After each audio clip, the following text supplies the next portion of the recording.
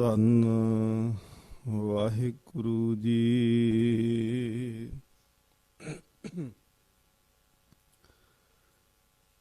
ਕਿਰਪਾ ਕਰਹੁ ਦੀਨ ਕੇ ਦਾਤੇ, ਮੇਰਾ ਗੁਣ ਅਵਗੁਣ ਨਾ ਵਿਚਾਰੋ ਕੋਈ।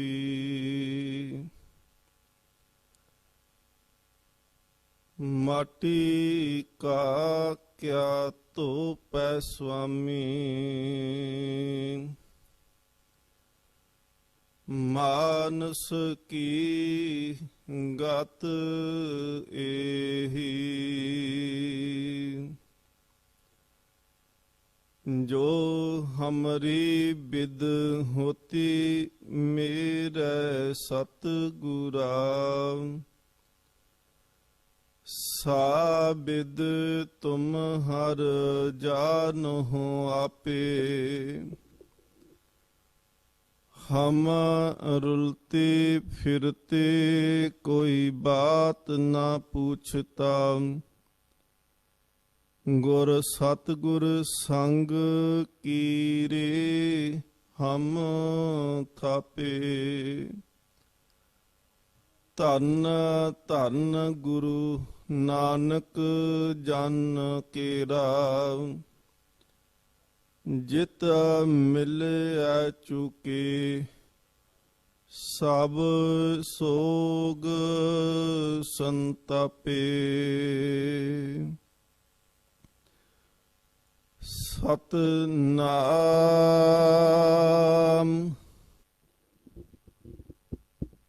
ਧੰਨ ਵਾਹਿਗੁਰੂ ਜੀ। ਸ਼ਲੋਕ ਦਇਆ ਕਰਨੰ ਦੁਖ ਹਰਨੰ, ਉਚਰਨੰ ਨਾਮ ਕੀਰਤਨ ਹੈ। ਦਇਆਲ ਪੁਰਖ ਭਗਵਾਨ ਹੈ, ਨਾਨਕ ਲਿਪਤ ਨਾ ਮਾਇਆ।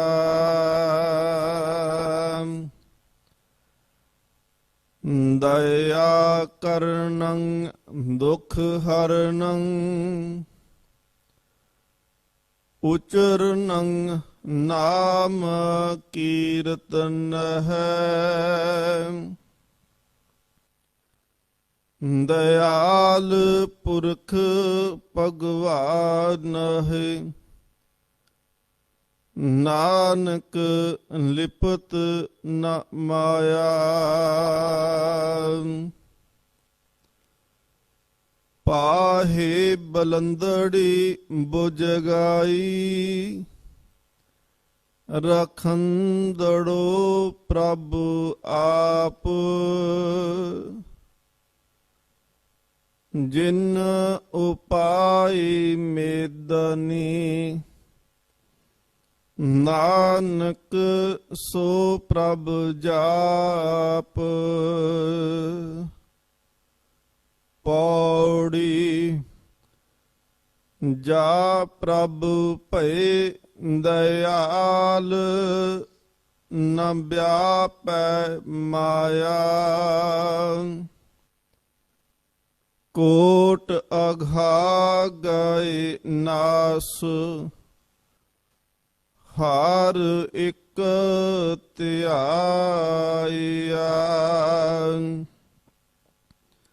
ਨਿਰਮਲ ਭਏ ਸਰੀਰ, ਜਨ ਧੂਰੀ ਨਾਇਆ।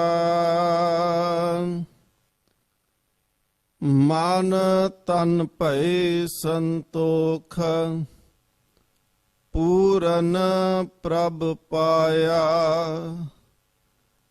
ਤਰੇ ਕੁਟੰਬ ਸੰਗ ਲੋਗ, ਕੁਲ ਸਬਾਇਆ। ਤਰੇ ਕੁਟੰਬ ਸੰਗ ਲੋਗ ਕੁਲ ਸਬਾਇਆ। ਵਾਹਿਗੁਰੂ ਜੀ ਕਾ ਖਾਲਸਾ ਵਾਹਿਗੁਰੂ ਜੀ ਕੀ ਫਤਿਹ। ਪਰਮ ਸਨਮਾਨਯੋਗ ਜੁਗੋ ਜੁਗ ਅਟਲ ਤਖਤ ਚਵਰ ਛਤਰ ਦੇ ਮਾਲਕ ਸਤਿਗੁਰੂ ਸ੍ਰੀ ਗੁਰੂ ਗ੍ਰੰਥ ਸਾਹਿਬ ਮਹਾਰਾਜ ਪਾਤਸ਼ਾਹ ਜੀ ਦੀ ਪਾਵਨ ਪਵਿੱਤਰ ਹਜ਼ੂਰੀ ਅੰਦਰ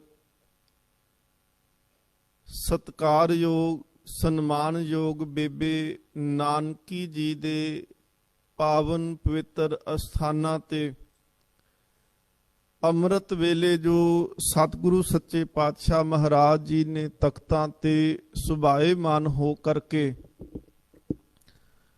ਜੋ ਪਾਵਨ ਉਪਦੇਸ਼ ਬਖਸ਼ਿਸ਼ ਕੀਤਾ ਹੈ, ਉਸ ਦਾ ਮੂਲ ਪਾਠ ਆਪ ਜੀ ਨੇ ਸਰਵਨ ਕਰਨਾ ਕੀਤਾ। ਸਤਿਗੁਰੂ ਗੁਰੂ ਅਰਜਨ ਦੇਵ ਮਹਾਰਾਜ ਜੀ ਦੀ ਮੁਬਾਰਕ ਰਸਨਾ ਤੋਂ ਇਹ ਉਚਾਰਨ ਕੀਤੇ ਬਚਨ ਨੇ।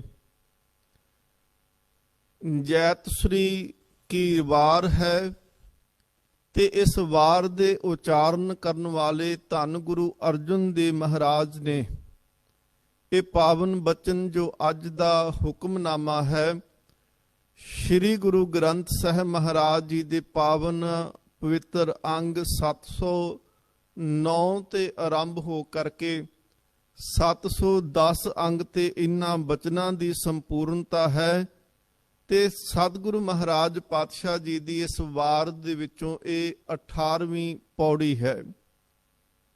ਸਤਿਗੁਰੂ ਸੱਚੇ ਪਾਤਸ਼ਾਹ ਮਹਾਰਾਜ ਬਖਸ਼ਿਸ਼ ਕਰਨ ਆਏ ਹੋਏ ਜੋ ਸਤਿਗੁਰੂ ਦਾ ਹੁਕਮ ਹੈ ਉਹਦੀ ਵਿਚਾਰ ਆਪਾਂ ਕਰ ਸਕੀਏ। ਆਪ ਸੰਗਤ ਅਸੀਸ ਬਖਸ਼ੋ। ਆਪ ਸੰਗਤ ਸਤਿਗੁਰੂ ਮਹਾਰਾਜ ਜੀ ਦੀ ਹਜ਼ੂਰੀ ਵਿੱਚ ਬੈਠ ਕਰਕੇ ਜਾਂ ਆਪ ਸੰਗਤ ਸੇਵਾ ਕਰਦਿਆਂ ਹੋਇਆਂ ਜਾਂ ਘਰਾਂ ਦੇ ਵਿੱਚ ਵੀ ਬੈਠ ਕਰਕੇ ਆਪ ਜੀ ਸਰਵਨ ਕਰਦੇ ਹੋ। ਮਹਾਰਾਜ ਪਾਤਸ਼ਾਹ ਪਾਵਨ ਬਾਣੀ ਦੇ ਵਿੱਚ ਕਿਰਪਾ ਕਰਦੇ ਨੇ। ਹਾਥ ਪਾਉ ਕਰ ਕਾਮ ਸਭ ਚੀਤ ਨਰੰਜਨ ਨਾਲ। ਸੱਚੇ ਪਾਤਸ਼ਾਹ ਮਹਾਰਾਜ ਕਹਿੰਦੇ ਨੇ ਕਿ ਕੰਮ ਜਿਹੜਾ ਏ ਉਹ ਹੱਥਾਂ ਤੇ ਪੈਰਾਂ ਦੇ ਨਾਲ ਅਸੀਂ ਉਹਨੂੰ ਪੂਰਾ ਕਰਦੇ ਹਾਂ। ਤੇ ਦੂਸਰਾ ਸਤਿਗੁਰੂ ਸੱਚੇ ਪਾਤਸ਼ਾਹ ਮਹਾਰਾਜ ਜੀ ਆਖਦੇ ਨੇ ਕਿ ਜਿਹੜਾ ਮਨ ਹੈ, ਚਿੱਤ ਹਿਰਦਾ ਜਿਹੜਾ ਹੈ, ਉਹਨੂੰ ਗੁਰੂ ਚਰਨਾਂ ਵਿੱਚ ਜੋੜ ਕੇ ਰੱਖਣਾ। ਹੱਥ ਜਿਹੜੇ ਨੇ ਉਹ ਕਾਰ ਵਾਲੇ ਪਾਸੇ ਹੋਣੇ ਚਾਹੀਦੇ ਨੇ। ਸਾਡੇ ਬਜ਼ੁਰਗ ਵਿਦਵਾਨ ਆਖਦੇ ਹੁੰਦੇ ਸੀ ਕਿ ਚਿੱਤ ਜਿਹੜਾ ਹੈ ਉਹ ਨਿਰੰਕਾਰ ਵੱਲ ਹੋਵੇ ਤੇ ਜਿਹੜਾ ਮਨ ਹੈ ਉਹ ਯਾਰ ਵੱਲੇ ਹੋਵੇ। ਉੱਥੇ ਯਾਰ ਤੋਂ ਭਾਵ ਨਿਰੰਕਾਰ ਵੱਲ ਹੋਵੇ। ਸੱਚੇ ਪਾਤਸ਼ਾਹ ਮਹਾਰਾਜ ਕਿਰਪਾ ਕਰਨ ਇਹ ਵਾਰ ਦੀ 18ਵੀਂ ਪੌੜੀ ਹੈ ਜਿੰਦਾ ਅੱਜ ਸਤਿਗੁਰੂ ਮਹਾਰਾਜ ਨੇ ਹੁਕਮਨਾਮਾ ਬਖਸ਼ਿਆ। ਗੁਰੂ ਗ੍ਰੰਥ ਸਾਹਿਬ ਮਹਾਰਾਜ ਦੇ ਅੰਦਰ 22 ਵਾਰਾਂ ਜਿਹੜੀਆਂ ਨੇ ਮਹਾਰਾਜ ਨੇ ਉਚਾਰਨ ਕੀਤੀਆਂ ਨੇ ਤੇ ਵਾਰ ਜਿਹੜੀ ਹੋਇਆ ਕਰਦੀ ਹੈ, ਵਾਰ ਪੌੜੀਆਂ ਦਾ ਸਮੂਹ ਹੈ। ਜਦੋਂ ਪੌੜੀਆਂ ਮਹਾਰਾਜ ਨੇ ਲਗਾਤਾਰ ਉਚਾਰਨ ਕਰਦੇ ਉਹਨੂੰ ਵਾਰ ਦੇ ਰੂਪ ਦੇ ਵਿੱਚ ਲਿਖਿਆ ਹੈ। ਤੇ ਗੁਰੂ ਗ੍ਰੰਥ ਸਾਹਿਬ ਮਹਾਰਾਜ ਵਿੱਚ 2 ਵਾਰਾਂ ਐਸੀਆਂ ਨੇ ਜਿਨ੍ਹਾਂ ਦੇ ਨਾਲ ਸ਼ਲੋਕ ਕੋਈ ਨਹੀਂ ਆਉਂਦਾ। ਬਾਕੀ 20 ਵਾਰਾਂ ਜਿਹੜੀਆਂ ਨੇ ਉਹਨਾਂ ਦੇ ਨਾਲ ਸ਼ਲੋਕ ਦਰਜ ਕੀਤੇ ਆ। ਤੇ ਕਿਤੇ ਕਿਤੇ ਸੱਚੇ ਪਾਤਸ਼ਾਹ ਮਹਾਰਾਜ ਜੀ ਨਾਲ ਸਿਰਲੇਖ ਲਿਖ ਦਿੰਦੇ ਨੇ ਕਿ ਵਾਰ ਸ਼ਲੋਕਾਂ ਨਾਲ। ਜਿਵੇਂ ਆਸਾ ਕੀ ਵਾਰ ਪੜ੍ਹਦੇ ਆ ਤੇ ਆਸਾ ਕੀ ਵਾਰ ਦੇ ਵਿੱਚ ਮਹਾਰਾਜ ਨੇ ਸਿਰਲੇਖ ਦਿੱਤਾ ਗੁਰੂ ਨਾਨਕ ਦੇਵ ਮਹਾਰਾਜ ਜੀ ਨੇ ਕਿ ਵਾਰ ਸ਼ਲੋਕਾਂ ਨਾਲ। ਵਾਰ ਆਸਾ ਮਹੱਲਾ ਪਹਿਲਾ, ਉੱਥੇ ਪਹਿਲੇ ਮਹੱਲੇ ਦੀ ਵਾਰ ਆ। ਜਦੋਂ ਤੁਸੀਂ ਵਾਰ ਪੜੋਗੇ ਨਾ, ਕਈ ਵਾਰੀ ਨਾ ਸਾਡੇ ਮਨ 'ਚ ਕਈ ਤਰ੍ਹਾਂ ਦੇ ਭੁਲੇਖੇ ਹੁੰਦੇ ਨੇ। ਇਹ ਛੋਟੀਆਂ ਛੋਟੀਆਂ ਜਾਣਕਾਰੀਆਂ ਨੇ ਗੁਰੂ ਵਾਸਤੇ ਕਿ ਜਿਹਨੂੰ ਅਸੀਂ ਗੁਰੂ ਆਨੇ ਆ ਉਹਦੇ ਬਾਰੇ ਸਾਨੂੰ ਗਿਆਨ ਹੋਣਾ ਚਾਹੀਦਾ, ਸਮਝ ਹੋਣੀ ਚਾਹੀਦੀ ਕਿ ਮਹਾਰਾਜ ਕਿਵੇਂ ਸਿਰਲੇਖ ਲਿਖੇ ਨੇ। ਹੁਣ ਦੇਖੋ, ਜਿਹੜਾ ਨਵਾਂ ਬੰਦਾ ਜਦੋਂ ਪਾਠ ਕਰਦਾ ਹੈ ਨਾ, ਜਗਿਆਸੂ ਕੋਈ ਸਹਿਜ ਪਾਠ ਕਰੇ ਤੇ ਉੱਥੇ ਵਾਰ ਦੇ ਉੱਤੇ ਜਦੋਂ ਆਸਾ ਕੀ ਵਾਰ ਪੜੇਗਾ ਤੇ ਉੱਤੇ ਸਿਰਲੇਖ ਲਿਖਿਆ ਆਉਂਦਾ ਹੈ ਵਾਰ ਸ਼ਲੋਕਾਂ ਨਾਲ। ਸ਼ਲੋਕ ਵੀ ਮਹੱਲੇ ਪਹਿਲੇ ਕੇ ਲਿਖੇ। ਹੁਣ ਮਹੱਲੇ ਪਹਿਲੇ ਕੇ ਲਿਖੇ ਤੋਂ ਭਾਵ ਆ ਕਿ ਇਹ ਸ਼ਲੋਕ ਜਿਹੜੇ ਨੇ, ਇਹ ਵਾਰ ਜਿਹੜੀ ਹੈ ਉਹ ਗੁਰੂ ਨਾਨਕ ਦੇਵ ਮਹਾਰਾਜ ਜੀ ਦੀ ਹੈ। ਪਰ ਜਦੋਂ ਵਾਰ ਪੜੋ ਸਾਰੀ, ਉਹਦੇ ਵਿੱਚ ਗੁਰੂ ਅੰਗਦ ਦੇਵ ਮਹਾਰਾਜ ਜੀ ਦੇ ਵੀ ਸ਼ਲੋਕ ਆਉਂਦੇ ਨੇ। ਤੇ ਸਰਲੇਖ ਪੜਨ ਵਾਲਾ ਆਖੇਗਾ ਕਿ ਮਹਾਰਾਜ ਬਾਹਰ ਤੇ ਕਹਿੰਦੇ ਨੇ ਕਿ ਵਾਰ ਮਹੱਲੇ ਪਹਿਲੇ ਕੀਆ, ਪਰ ਸ਼ਲੋਕ ਜਿਹੜੇ ਨੇ ਉਹ ਮਹੱਲੇ ਦੂਜੇ ਦੇ ਵੀ ਦਰਜ ਕੀਤੇ ਨੇ। ਇਹਦੇ ਅਰਥ ਇਹ ਨੇ ਕਿ ਜਿਹੜੀ ਵਾਰ ਹੈ ਉਹ ਕੱਲੀਆਂ ਪੌੜੀਆਂ ਨੇ। ਪੌੜੀਆਂ ਨੂੰ ਵਾਰਾਂ ਆਖਿਆ ਜਾਂਦਾ। ਭਾਈ ਗੁਰਦਾਸ ਸਾਹਿਬ ਜੀ ਦੀਆਂ ਦੇਖੋ 41 ਵਾਰਾਂ ਨੇ, 40 ਪਹਿਲੇ ਭਾਈ ਗੁਰਦਾਸ ਸਾਹਿਬ ਦੀਆਂ ਨੇ ਤੇ 41ਵੀਂ ਵਾਰ ਦੂਸਰੇ ਭਾਈ ਗੁਰਦਾਸ ਸਾਹਿਬ ਜੀ ਦੀ ਹੈ। ਤੇ ਉਹਨਾਂ 41 ਵਾਰ ਜਿਹੜੀਆਂ ਨੇ ਉਹਨਾਂ 'ਚ ਸ਼ਲੋਕ ਦਰਜ ਨਹੀਂ ਕੀਤੇ। ਗੁਰੂ ਗ੍ਰੰਥ ਸਾਹਿਬ ਮਹਾਰਾਜ ਜੀ ਦੇ ਅੰਦਰ ਵੀ ਸੱਚੇ ਪਾਤਸ਼ਾਹ ਨੇ ਜਦੋਂ ਵਾਰਾਂ ਉਚਾਰਨ ਕੀਤੀਆਂ ਤੇ 2 ਵਾਰਾਂ ਐਸੀਆਂ ਨੇ ਜਿਨ੍ਹਾਂ ਨਾਲ ਸ਼ਲੋਕ ਉਚਾਰਨ ਮਹਾਰਾਜ ਨੇ ਨਹੀਂ ਕੀਤੇ, ਦਰਜ ਨਹੀਂ ਕੀਤੇ। ਮਹਾਰਾਜ ਸੱਚੇ ਪਾਤਸ਼ਾਹ ਜੀ ਇੱਕ ਤਾਂ ਬਾਬਾ ਸੱਤਾ ਤੇ ਬਲਵੰਡ ਗੁਰੂ ਘਰ ਦੇ ਕੀਰਤਨੀਏ, ਸਤਿਗੁਰੂ ਮਹਾਰਾਜ ਜੀ ਦੇ ਘਰ ਦੇ ਰਬਾਬੀ ਕੀਰਤਨੀਏ ਸਨ, ਜਿਨ੍ਹਾਂ ਨੇ ਵਾਰ ਉਚਾਰਨ ਕੀਤੀ। ਉਹਨਾਂ ਨੇ ਰਾਮਕਲੀ ਰਾਗ ਦੇ ਅੰਦਰ ਵਾਰ ਲਿਖੀ, ਜਿੰਦੇ ਵਿੱਚ ਅਸੀਂ ਪੜ੍ਹਦੇ ਹਾਂ ਕਿ ਸੱਚੇ ਪਾਤਸ਼ਾਹ ਮਹਾਰਾਜ ਜੀ ਦੇ ਗੁਰਤਾ ਗੱਦੀ ਬਾਰੇ ਜਾਂ ਧੰਨ ਗੁਰੂ ਅੰਗਦ ਦੇਵ ਮਹਾਰਾਜ ਬਾਰੇ ਕਿ ਜੋਤ 오ਹਾ ਜੁਗਤ ਸਾਏ ਸਹਿ ਕਾਇਆ ਫਿਰ ਪਲਟੀਐ। ਜਾਂ ਅਸੀਂ ਜਿੰਦੇ ਵਿੱਚੋਂ ਬਚਨ ਪੜ੍ਹਦੇ ਹਾਂ ਕਿ ਧੰਨ ਧੰਨ ਰਾਮਦਾਸ ਗੁਰ ਜਿਨ ਸਿਰਿਆ ਤਿਨੇ ਸਵਾਰਿਆ, ਪੂਰੀ ਹੋਈ ਕਰਾਮਾਤ ਆਪ ਸਿਰਜਣਹਾਰੇ ਧਾਰਿਆ। ਇਹ ਸਿੱਖਾਂ ਦੀ ਵਾਰ ਹੈ। ਬਾਬਾ ਸੱਤਾ ਜੀ, ਬਾਬਾ ਬਲਵੰਡ ਸਾਹਿਬ ਜੀ, ਇਹਨਾਂ ਨੇ ਇਹ ਵਾਰ ਉਚਾਰਨ ਕੀਤੀ ਤੇ ਰਾਮਕਲੀ ਰਾਗ ਦੇ ਅੰਦਰ ਇਹ ਵਾਰ ਜਿਹੜੀ ਹੈ ਉਹ ਦਰਜ ਕੀਤੀ ਹੈ।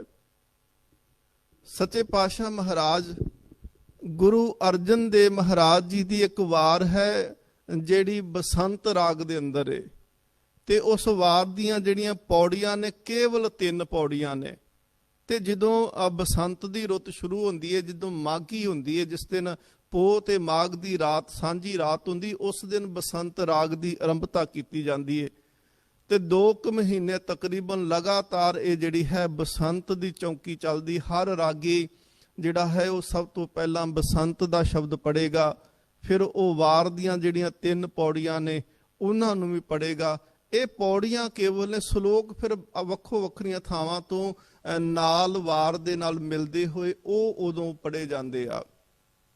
ਸੱਚੇ ਪਾਤਸ਼ਾਹ ਮਹਾਰਾਜ ਜੀ ਨੇ ਅੱਜ ਜੋ ਵਾਰ ਬਖਸ਼ਿਸ਼ ਕੀਤੀ, ਇਹ ਜੈਤ ਸ੍ਰੀ ਕੀ ਵਾਰ ਹੈ ਤੇ ਇਹਦੇ ਪਿੱਛੇ ਉਥਾਨਕਾ ਜਿਹੜੀ ਸੰਪਰਦਾਈ ਉਥਾਨਕਾ ਜਿਹੜੀ ਮਿਲਦੀ ਹੈ, ਉਹਦੇ ਵਿੱਚ ਲਿਖਿਆ ਹੈ ਕਿ ਜਦੋਂ ਸਤਿਗੁਰ ਮਹਾਰਾਜ ਸੱਚੇ ਪਾਤਸ਼ਾਹ ਜੀ ਨੂੰ ਕਿਸੇ ਸਿੱਖਾਂ ਨੇ ਪੁੱਛਿਆ, ਮਹਾਰਾਜ ਕਿ ਜਦੋਂ ਪ੍ਰਾਣੀ ਚੜ੍ਹਾਈ ਕਰ ਜਾਂਦਾ ਹੈ ਤੇ ਜਿਵੇਂ ਦੂਸਰੇ ਮਤਾਂ ਦੇ ਵਿੱਚ ਹੈ, ਜਿਵੇਂ ਹਿੰਦੂ ਧਰਮ ਦੇ ਵਿੱਚ ਹੈ ਕਿ ਗਰੁੜ ਪੁਰਾਣ ਦੀ ਕਥਾ ਕਰਦੇ ਨੇ ਤੇ ਉਹਦੀ ਫਿਰ ਮੁਕਤੀ ਦਾ ਰਾਹ ਉੱਥੋਂ ਦੱਸਿਆ ਜਾਂਦਾ ਹੈ। ਸੱਚੇ ਪਾਤਸ਼ਾਹ ਮਹਾਰਾਜ ਕਿ ਇਹ ਦੱਸੋ ਕਿ ਸਿੱਖ ਜਿਹੜੇ ਨੇ ਉਹਨਾਂ ਨੇ ਜੇਕਰ ਮੁਕਤੀ ਪ੍ਰਾਪਤ ਕਰਨੀ ਹੈ ਤੇ ਉਹ ਕਿਵੇਂ ਉਹ ਰਸਤੇ ਦੇ ਉੱਤੇ, ਮਾਰਗ ਦੇ ਉੱਤੇ ਤੁਰਨਗੇ। ਸੱਚੇ ਪਾਤਸ਼ਾਹ ਮਹਾਰਾਜ ਗੁਰੂ ਅਰਜਨ ਦੇਵ ਜੀ ਨੇ ਇਤਿਹਾਸਕਾਰ ਲਿਖਦੇ ਨੇ ਕਿ ਸੱਚੇ ਪਾਤਸ਼ਾਹ ਨੇ ਫਿਰ ਇਹ ਜੈਤ ਸ੍ਰੀ ਕੀ ਵਾਰ ਉਚਾਰਨ ਕੀਤੀ ਤੇ ਕਹਿੰਦੇ ਜਦੋਂ ਮ੍ਰਿਤਕ ਪ੍ਰਾਣੀ ਦਾ ਦੁਸਹਿਰਾ ਕੀਤਾ ਜਾਵੇ ਤੇ ਉਸ ਤੋਂ ਪਹਿਲਾਂ ਜਿਸ ਦਿਨ ਉਹ ਚੜ੍ਹਾਈ ਕਰੇ ਉਸ ਦਿਨ ਤੋਂ ਲੈ ਕੇ ਅਖੀਰਲੇ ਦਿਨ ਤੱਕ 2 ਜਿਹੜੀਆਂ ਪੌੜੀਆਂ ਨੇ ਉਹਨਾਂ ਦੀ ਕਥਾ ਰੋਜ਼ ਕੀਤੀ ਜਾਏ। ਇਹ ਉਸ ਸਮੇਂ ਤੇ ਸਿੱਖਾਂ ਦੀ ਮਰਿਆਦਾ ਸੀ। ਸੋ ਸੱਚੇ ਪਾਤਸ਼ਾਹ ਮਹਾਰਾਜ ਜੀ ਨੇ ਇਹ ਸਿੱਖਾਂ ਦੇ ਵਾਸਤੇ ਉਚਾਰਨ ਕੀਤੀ ਤੇ ਇਸ ਵਾਰ ਦੀ ਖਾਸੀਅਤ ਹੈ ਕਿ ਹਰ ਪੌੜੀ ਜਿਹੜੀ ਹੈ, ਇੱਕ ਤਾਂ ਗੁਰੂ ਅਰਜਨ ਦੇਵ ਮਹਾਰਾਜ ਨੇ ਉਚਾਰਨ ਕੀਤੀ ਸੰਪੂਰਨ, ਫਿਰ ਹਰ ਪੌੜੀ ਦੇ ਨਾਲ 2 ਸ਼ਲੋਕ ਦਿੱਤੇ ਨੇ। ਸੱਚੇ ਪਾਤਸ਼ਾਹ ਮਹਾਰਾਜ ਅੱਜ ਜੋ ਕਿਰਪਾ ਕਰਦੇ ਨੇ, ਮਹਾਰਾਜ ਕਹਿੰਦੇ ਨੇ ਕਿ ਦੇਖੋ ਸ਼ਲੋਕ ਦਇਆ ਕਰਨੰ ਦੁੱਖ ਹਰਨੰ ਉਚਰਨੰ ਨਾਮ ਕੀਰਤਨੈ। ਮਹਾਰਾਜ ਕਹਿੰਦੇ ਨੇ ਕਿ ਜਿਹੜਾ ਦਿਆਲ ਪੁਰਖ ਹੈ ਨਾ, ਭਗਵਾਨ ਹੈ, ਪ੍ਰਮਾਤਮਾ ਹੈ, ਉਹਦਾ ਸੁਭਾਅ ਹੈ ਕਿ ਉਹ ਦਿਆਲਤਾ ਦਿਖਾਉਂਦਾ ਹੈ, ਉਹ ਕਿਰਪਾ ਕਰਦਾ ਹੈ। ਤੇ ਆਰੰਭਤਾ ਮਹਾਰਾਜ ਕਹਿੰਦੇ ਨੇ ਕਿ ਦਇਆ ਕਰਨੰ, ਇਹ ਉਹਦੇ ਸੁਭਾਅ ਦੀ ਗੱਲ ਕੀਤੀ ਹੈ ਕਿ ਇਹ ਰੱਬ ਦਾ ਸੁਭਾਅ ਹੈ ਕਿ ਰੱਬ ਦਿਆਲੂ ਹੈ, ਰੱਬ ਕਿਰਪਾਲੂ ਹੈ। ਤੇ ਮਹਾਰਾਜ ਕਹਿੰਦੇ ਨੇ ਦਇਆ ਕਰਨੰ ਦੁੱਖ ਹਰਨੰ, ਉਹ ਇੱਕ ਤਾਂ ਉਹ ਤਰਸ ਕਰਦਾ ਹੈ, ਦਇਆ ਦੇ ਅਰਥ ਅਸੀਂ ਕਰਾਂਗੇ ਕਿ ਮਾਲਕ ਤਰਸ ਕਰਦਾ ਹੈ। ਦੂਸਰਾ ਹੈ ਦੁੱਖ ਹਰਨੰ, ਕਿ ਉਹ ਜਦੋਂ ਤਰਸ ਕਰਦਾ ਹੈ, ਜਿਹੜਾ ਦੁਖੀ ਤੇ ਦੀਨ ਹੋ ਕਰਕੇ ਪਰਮਾਤਮਾ ਦੇ ਦਰ ਦੇ ਉੱਤੇ ਆਉਂਦਾ ਹੈ ਸੱਚੇ ਪਾਤਸ਼ਾਹ ਮਹਾਰਾਜ ਉਹਦੇ ਦੁੱਖਾਂ ਦਾ ਨਾਸ਼ ਕਰ ਦਿੰਦੇ ਨੇ। ਦਇਆ ਕਰਨੰ ਦੁੱਖ ਹਰਨੰ ਉਚਰਨੰ ਨਾਮ ਕੀਰਤਨੈ। ਤੇ ਕਹਿੰਦੇ ਇਹ ਕਿਦੋਂ ਹੁੰਦਾ ਹੈ? ਕਹਿੰਦੇ ਜਦੋਂ ਰੱਬ ਦੀ ਵਡਿਆਈ ਗਾਈ ਜਾਂਦੀ ਹੈ, ਜਦੋਂ ਉਹਦੀ ਮਹਿਮਾ ਗਾਈ ਜਾਂਦੀ ਹੈ। ਦਇਆ ਜਿਹੜੀ ਹੈ ਮਹਾਰਾਜ ਕਹਿੰਦੇ ਨੇ ਦਇਆ ਧਰਮ ਜਿਹੜਾ ਹੈ ਉਹ ਦਇਆ ਦੇ ਵਿੱਚੋਂ ਪੈਦਾ ਹੁੰਦਾ। ਸਭ ਤੋਂ ਪਹਿਲੋਂ ਦਇਆ ਹੁੰਦੀ ਹੈ, ਫਿਰ ਦਇਆ ਦੇ ਵਿੱਚੋਂ ਧਰਮ ਦਾ ਜਨਮ ਹੁੰਦਾ ਹੈ। ਧੰਨ ਗੁਰੂ ਨਾਨਕ ਦੇਵ ਮਹਾਰਾਜ ਸੱਚੇ ਪਾਤਸ਼ਾਹ ਜੀ ਨੂੰ ਅਨਮਤੀ ਲੋਕਾਂ ਨੇ ਪੁੱਛਿਆ ਸੀ, ਕਹਿਣ ਲੱਗੇ ਕਿ ਦੱਸੋ ਇਹ ਧਰਤੀ ਕਿਵੇਂ ਇਹ ਥੰਮੀ ਜਾਂਦੀ ਹੈ? ਤੇ ਮਹਾਰਾਜ ਕਹਿੰਦੇ ਨੇ ਕਿ ਦਇਆ ਧੌਲ ਧਰਮ ਦਇਆ ਕਾਪੂਤ। ਮਹਾਰਾਜ ਕਹਿੰਦੇ ਨੇ ਇਹ ਜਿਵੇਂ ਇੱਕ ਪੁਰਾਣੀ ਮਿੱਥ ਕਹੀ ਜਾਂਦੀ ਸੀ ਨਾ ਕਿ ਧਰਤੀ ਦੇ ਥੱਲੇ ਬਲਦ, ਫਿਰ ਧਰਤੀ, ਫਿਰ ਗੁਰੂ ਨਾਨਕ ਦੇਵ ਸੱਚੇ ਪਾਤਸ਼ਾਹ ਮਹਾਰਾਜ ਕਹਿੰਦੇ ਬਲਦ ਤਾਂ ਹੈ ਪਰ ਉਹ ਆ ਬਲਦ ਨਹੀਂ। ਮਹਾਰਾਜ ਕਹਿੰਦੇ ਨੇ ਧੌਲ ਧਰਮ ਰੂਪੀ ਬਲਦ ਹੈ। ਧਰਮ ਨੇ ਹੀ ਧਰਤੀ ਨੂੰ ਥੰਮ ਕੇ ਰੱਖਿਆ। ਤੇ ਧਰਮ ਦਾ ਜਨਮ ਕਿੱਥੋਂ ਹੋਇਆ? ਮਹਾਰਾਜ ਸੱਚੇ ਪਾਤਸ਼ਾਹ ਆਖਦੇ ਨੇ ਦਇਆ ਦੇ ਵਿੱਚੋਂ। ਧੌਲ ਧਰਮ ਦਇਆ ਕਾ ਪੂਤ ਸੰਤੋਖ ਥਾਪ ਰੱਖਿਆ ਜਨਸੂਤ। ਮਹਾਰਾਜ ਕਹਿੰਦੇ ਨੇ ਸੰਤੋਖ ਨੇ, ਜਿਵੇਂ ਇੱਕ ਸਬਰ, ਸੰਤੋਖ ਦੇ ਅਰਥ ਸਬਰ ਵਿਦਵਾਨ ਕਰਦੇ ਨੇ, ਤੇ ਕਹਿੰਦੇ ਨੇ ਇਸ ਸਬਰ ਨੇ, ਇਸ ਸੰਤੋਖ ਨੇ ਇੱਕ ਸੂਤਰ ਦੇ ਵਿੱਚ ਜਿਹੜਾ ਹੈ ਉਹ ਧਰਤੀ ਨੂੰ ਬੰਨ ਕਰਕੇ ਰੱਖ ਲਿਆ। ਸੱਚੇ ਪਾਤਸ਼ਾਹ ਮਹਾਰਾਜ ਗੁਰੂ ਗੋਬਿੰਦ ਸਿੰਘ ਜੀ ਜਿੱਦਣ ਅੰਮ੍ਰਿਤ ਸੰਚਾਰ ਕਰਦੇ ਮਹਾਰਾਜ, ਉਸ ਦਿਨ ਵੀ ਸਤਿਗੁਰੂ ਸੱਚੇ ਪਾਤਸ਼ਾਹ ਮਹਾਰਾਜ ਜੀ ਨੇ ਆਨੰਦਪੁਰ ਸਾਹਿਬ ਜੀ ਦੇ ਪਾਵਨ ਅਸਥਾਨ ਜਿਹੜੇ ਸਨ, ਉਹ ਅਸਥਾਨ ਦੇ ਉੱਪਰ ਜਿੱਥੇ ਅੱਜ ਸਾਡਾ ਤਖਤ ਹੈ ਸ੍ਰੀ ਕੇਸਗੜ੍ਹ ਸਾਹਿਬ, ਜਿਹੜਾ ਕੇਸਗੜ੍ਹ ਤਖਤ ਹੈ ਇਹ ਕਿਲਿਆਂ ਵਿੱਚ ਨਹੀਂ ਆਉਂਦਾ। 5 ਕਿਲੇ ਨੇ ਆਨੰਦਪੁਰ ਸਾਹਿਬ ਦੇ, ਪਰ ਇਹ ਜਿਹੜਾ ਤਖਤ ਹੈ ਇਹ ਵੱਖਰਾ ਹੈ, ਵੱਖਰੀ ਪਹਾੜੀ ਤੇ ਬਣਿਆ। ਕਿਲੇ ਵੱਖਰੇ ਨੇ, ਲੋਹਗੜ੍ਹ ਵੱਖਰਾ ਹੈ, ਹੋਲਗੜ੍ਹ ਵੱਖਰਾ ਹੈ, ਤਾਰਾਗੜ੍ਹ ਵੱਖਰਾ ਹੈ, ਫਤਿਹਗੜ੍ਹ ਕਿਲਾ ਜਿਹੜਾ ਹੈ ਉਹ ਵੱਖਰਾ ਹੈ, ਤਾਰਾ ਆਨੰਦਗੜ੍ਹ ਵੱਖਰਾ ਹੈ। ਇਹ 5 ਕਿਲੇ ਜਿਹੜੇ ਨੇ ਇਹ ਵੱਖੋ ਵੱਖਰੇ ਨੇ। ਤੇ ਇਹ ਜਿਹੜਾ ਤਖਤ ਜਿੱਥੇ ਸਾਡਾ ਅੱਜ ਤਖਤ ਹੈ ਕੇਸਗੜ੍ਹ ਸਾਹਿਬ, ਮਹਾਰਾਜ ਨੇ ਦੇਖੋ ਕੇਸ ਨੂੰ ਵੀ ਕੇਸਾਂ ਦੇ ਨਾਂ ਤੇ ਉਸ ਤਖਤ ਦਾ ਨਾਮ ਰੱਖ ਦਿੱਤਾ, ਸ੍ਰੇਸ਼ਟ ਗਿਣਿਆ ਕੇਸਾਂ ਨੂੰ। ਤੇ ਮਹਾਰਾਜ ਕਹਿੰਦੇ ਇਹ ਕੇਸ ਪਰਮਾਤਮਾ ਦੀ ਮੋਹਰ ਹੁੰਦੇ ਨੇ, ਪਰਮਾਤਮਾ ਦੇ ਆਪਣੇ ਦਿੱਤੀ ਹੋਈ ਦਾਤ ਹੁੰਦੇ ਨੇ। ਅਸੀਂ ਜਦੋਂ ਕੋਈ ਅੰਮ੍ਰਿਤ ਛਕਣਾ ਚਾਹੁੰਦਾ ਹੈ ਨਾ ਤੇ 5 ਪਿਆਰਿਆਂ ਦੇ ਪੇਸ਼ ਹੁੰਦਾ ਹੈ। ਕਈਆਂ ਥਾਵਾਂ ਤੇ ਅੰਮ੍ਰਿਤ ਸੰਚਾਰ ਹੁੰਦਾ ਹੈ ਤੇ ਕਕਾਰ ਜਿਹੜੇ ਨੇ ਉਹ ਕਹਿ ਦਈਦਾ ਕਿ ਭੇਟਾ ਰਹਿਤ ਦਿੱਤੇ ਜਾਣਗੇ, ਕਿ ਪ੍ਰਬੰਧਕ ਸੱਜਣਾ ਵੱਲੋਂ ਕਕਾਰਾਂ ਦੀ ਸੇਵਾ ਕੀਤੀ ਜਾਏਗੀ। ਹੁਣ ਜਿਹੜੇ 5 ਕਕਾਰ ਨੇ ਉਹਨਾਂ ਵਿੱਚੋਂ 5 ਚੋਂ 4 ਕਕਾਰ ਹੀ ਦਿੱਤੇ ਜਾਂਦੇ ਨੇ। ਇੱਕ ਕਕਾਰ ਸਾਡੇ ਕੋਲੋਂ ਰੱਬ ਨੇ ਦੇ ਕੇ ਸਾਨੂੰ ਭੇਜਿਆ ਹੋਇਆ ਹੈ। ਜਿਸ ਦਿਨ ਬੱਚਾ ਸੰਸਾਰ ਤੇ ਆਉਂਦਾ ਹੈ ਨਾ ਉਦਣ ਹੀ ਉਹਨੂੰ ਕਕਾਰ ਮਿਲ ਜਾਂਦਾ ਹੈ। ਉਹ ਗੱਲ ਵੱਖਰੀ ਹੈ ਕਿ ਕੁਝ ਕਕਾਰ ਨੂੰ ਸਾਂਭ ਕੇ ਰੱਖ ਲੈਂਦੇ ਆ ਤੇ ਕੁਝ ਕਕਾਰ ਨੂੰ ਜਿਹੜਾ ਹੈ ਉਹ ਭੰਨ ਤੋੜ ਦਿੰਦੇ ਆ। ਜਿਵੇਂ ਜਿੱਦਣ ਬੱਚਾ ਜਨਮਦਾ ਹੈ ਤੇ ਕੇਸ ਜਿਹੜੇ ਨੇ ਜਨਮ ਦੇ ਨਾਲ ਹੀ ਮਿਲੇ ਹੋਏ ਹੁੰਦੇ ਨੇ, ਤੇ ਕੇਸ ਜਿਹੜੇ ਨੇ ਉਹ ਸਭ ਤੋਂ ਪਹਿਲਾ ਕਕਾਰ ਹੈ। ਉਸ ਤੋਂ ਬਾਅਦ ਕੰਘਾ ਹੈ, ਫਿਰ ਕੜਾ ਹੈ, ਫਿਰ ਕਿਰਪਾਨ ਹੈ, ਫਿਰ ਕਸ਼ਹਿਰਾ ਹੈ। ਸੋ ਇਸ ਕਰਕੇ ਮਹਾਰਾਜ ਜੀ ਨੇ ਜੋ ਬਖਸ਼ਿਸ਼ ਕੀਤੀ ਉਸ ਤਖਤ ਦਾ ਨਾਮ ਵੀ ਕੇਸਗੜ੍ਹ ਰੱਖਿਆ। 30 ਮਾਰਚ ਸਨ 1699 ਦੀ ਵਿਸਾਖੀ ਤੇ ਧੰਨ ਗੁਰੂ ਗੋਬਿੰਦ ਸਿੰਘ ਮਹਾਰਾਜ ਉਹਨਾਂ ਨੇ ਬਹੁਤ ਭਾਰੀ ਇੱਕ ਇਕੱਠ ਕੀਤਾ। ਇੱਕ ਆਪ ਜੀ ਦੇ ਧਿਆਨ ਇਤ ਗੱਲ ਲੈ ਕੇ ਆਵਾਂ ਕਿ ਸਿੱਖ ਇਤਿਹਾਸ ਦੇ ਵਿੱਚ ਸਭ ਤੋਂ ਪਹਿਲਾਂ ਜਿਹੜੀ ਵਿਸਾਖੀ ਸੀ ਉਹ ਗੁਰੂ ਅਮਰਦਾਸ ਮਹਾਰਾਜ ਜੀ ਨੇ ਮਨਾਉਣਾ ਸ਼ੁਰੂ ਕੀਤੀ। ਇੱਕ ਦਿਨ ਸਤਿਗੁਰ ਮਹਾਰਾਜ ਜੀ ਦੀ ਹਜ਼ੂਰੀ ਵਿੱਚ ਭਾਈ ਪਾਰੋ ਜੀ ਨੇ ਬੇਨਤੀ ਕੀਤੀ ਧੰਨ ਗੁਰੂ ਅਮਰਦਾਸ ਮਹਾਰਾਜ ਕਿ ਸਿੱਖਾਂ ਨੂੰ ਨਾ 2 ਦਿਹਾੜੇ ਪੱਕੇ ਹੀ ਦੇ ਦਿਓ ਕਿ ਜਦੋਂ ਸਿੱਖਾਂ ਨੂੰ ਪਤਾ ਹੋਵੇ ਕਿ ਅਸੀਂ ਉਦੋਂ ਪਹੁੰਚਣਾ ਹੀ ਪਹੁੰਚਣਾ ਹੈ। ਇਹ ਇਕੱਠ ਕਰਨ ਦਾ ਇੱਕ ਤਰੀਕਾ ਸੀ, ਇੱਕ ਨਵਾਂ ਸਤਿਗੁਰ ਮਹਾਰਾਜ ਜੀ ਨੇ ਉਪਰਾਲਾ ਕੀਤਾ। ਜਿਵੇਂ ਅੱਜ ਤੇ ਅਸੀਂ ਦੱਸ ਦਿੰਦੇ ਆ ਨਾ ਕਿ WhatsApp ਤੇ ਪਾ ਦਿਓ, Facebook ਤੇ ਪਾ ਦਿਓ, TV ਤੇ ਚਲਾ ਦਿਓ ਜੀ ਫਲਾਣੇ ਦਿਨ ਨੂੰ ਸਮਾਗਮ ਹੋਣਾ ਹੈ। ਪਰ ਉਸ ਵੇਲੇ ਜਿਹੜੇ ਸੀ ਸਾਧਨ ਇਵੇਂ ਦੇ ਨਹੀਂ ਸੀ। ਫਿਰ ਸਿੱਖਾਂ ਨੂੰ ਪੱਕੇ 2 ਦਿਹਾੜੇ ਜਿਹੜੇ ਸਨ, 2 ਪੱਕੇ ਦਿਨ ਦੇ ਦਿੱਤੇ ਗਏ ਕਿ ਗੁਰੂ ਕੋਈ ਵੀ ਹੋਵੇ, ਕੋਈ ਵੀ ਤੋਂ ਭਾਵ ਇਹ ਸੀ ਕਿ ਗੁਰੂ ਜੋਤ ਜਿਹੜੀ ਹੈ ਭਾਵੇਂ ਧੰਨ ਗੁਰੂ ਅਮਰਦਾਸ ਵਿੱਚ ਵਰਤਦੀ ਹੋਵੇ ਤੇ ਭਾਵੇਂ ਗੁਰੂ ਗੋਬਿੰਦ ਸਿੰਘ ਮਹਾਰਾਜ ਤੱਕ, ਜਿੱਥੇ ਗੁਰੂ ਸਾਹਿਬਾਨ ਹੋਣਗੇ ਉੱਥੇ ਹੀ ਵਿਸਾਖੀ ਮਨਾਈ ਜਾਏਗੀ। 2 ਦਿਹਾੜੇ ਪੱਕੇ ਕੀਤੇ ਗਏ। ਪ੍ਰਥਮ ਵਿਸਾਖੀ, ਦੁਤੀਆ ਦੀਵਾਲੀ, ਪਹਿਲਾ ਵਿਸਾਖੀ ਦਾ ਤੇ ਦੂਸਰਾ ਦੀਵਾਲੀ ਦਾ ਦਿਨ। ਕਿ ਸਿੱਖ ਜਿਹੜੇ ਨੇ ਆਪਣੇ ਕੰਮਾਂ ਕਾਰਾਂ ਤੋਂ ਵਿਹਲੇ ਹੋ ਕੇ ਫਸਲਾਂ ਜਿਹੜੀਆਂ ਬੀਜੀਆਂ ਜਾ ਚੁੱਕੀਆਂ ਹੋਣਗੀਆਂ ਜਾਂ ਵਿਸਾਖੀ ਦੇ ਵਿੱਚ ਫਸਲਾਂ ਸਾਂਭੀਆਂ ਜਾ ਚੁੱਕੀਆਂ ਹੋਣਗੀਆਂ ਤੇ ਵਿਹਲੇ ਹੋ ਕਰਕੇ ਬਿਲਕੁਲ ਵਿਸਾਖੀ ਤੇ ਪਹੁੰਚਣਾ ਤੇ ਦੂਸਰਾ ਦੀਵਾਲੀ ਦੇ ਦੀਵਾਨਾਂ 'ਚ ਪਹੁੰਚਣਾ। ਸਭ ਤੋਂ ਪਹਿਲਾਂ ਵਿਸਾਖੀ ਜਿਹੜੀ ਸੀ ਉਹ ਗੋਇੰਦਵਾਲ ਸਾਹਿਬ ਮਨਾਈ ਗਈ। ਉਸ ਤੋਂ ਬਾਅਦ ਵਿਸਾਖੀ ਜਿਹੜੀ ਸੀ ਗੁਰੂ ਰਾਮਦਾਸ ਮਹਾਰਾਜ ਜੀ ਨੇ ਅੰਮ੍ਰਿਤਸਰ ਦੀ ਧਰਤੀ ਤੇ ਮਨਾਈ। ਉਸ ਤੋਂ ਬਾਅਦ ਵਿਸਾਖੀ ਜਿਹੜੀ ਸੀ ਗੁਰੂ ਅਰਜਨ ਦੇਵ ਮਹਾਰਾਜ ਜੀ ਨੇ ਕਰਤਾਰਪੁਰ, ਜਿਹੜਾ ਜਲੰਧਰ ਦੇ ਕੋਲ ਕਰਤਾਰਪੁਰ ਹੈ ਦੁਆਬੇ ਦੇ ਵਿੱਚ, ਉੱਥੇ ਮਨਾਉਣਾ ਕੀਤੀ। 6ਵੇਂ ਪਾਤਸ਼ਾਹ ਜਿਹੜੇ ਸਨ ਉਹਨਾਂ ਨੇ ਵਿਸਾਖੀ ਜਿਹੜੀ ਸੀ ਉਹਨਾਂ ਨੇ ਮਨਾਉਣਾ ਕੀਤੀ ਕੀਰਤਪੁਰ ਸਾਹਿਬ ਦੀ ਧਰਤੀ ਤੇ। 7ਵੇਂ ਪਾਤਸ਼ਾਹ ਮਹਾਰਾਜ ਜੀ ਨੇ ਵੀ ਕੀਰਤਪੁਰ ਸਾਹਿਬ ਮਨਾਈ। ਗੁਰੂ ਹਰਕ੍ਰਿਸ਼ਨ ਮਹਾਰਾਜ ਥੋੜਾ ਸਮਾਂ ਉਹਨਾਂ ਨੇ ਜੀਵਨ ਬਤੀਤ ਕੀਤਾ ਪਰ ਕੀਰਤਪੁਰ ਸਾਹਿਬ ਉਹਨਾਂ ਦੇ ਵਿਸਾਖੀ ਮਨਾਉਂਦੇ ਰਹੇ। ਗੁਰੂ ਤੇਗ ਬਹਾਦਰ ਮਹਾਰਾਜ ਸੱਚੇ ਪਾਤਸ਼ਾਹ ਜਦੋਂ ਪ੍ਰਚਾਰਕ ਦੌਰਿਆਂ ਤੇ ਨਿਕਲੇ ਤੇ ਮਹਾਰਾਜ ਨੇ ਉੱਥੇ ਜਿੱਥੇ ਜਿੱਥੇ ਗਏ ਤੇ ਸਮਾਂ ਜਿਵੇਂ ਆਇਆ ਭੇਵੇ ਜਿਹੜਾ ਸੀ ਉੱਥੇ ਵਿਸਾਖੀ ਮਨਾਈ ਜਾਂਦੀ ਰਹੀ।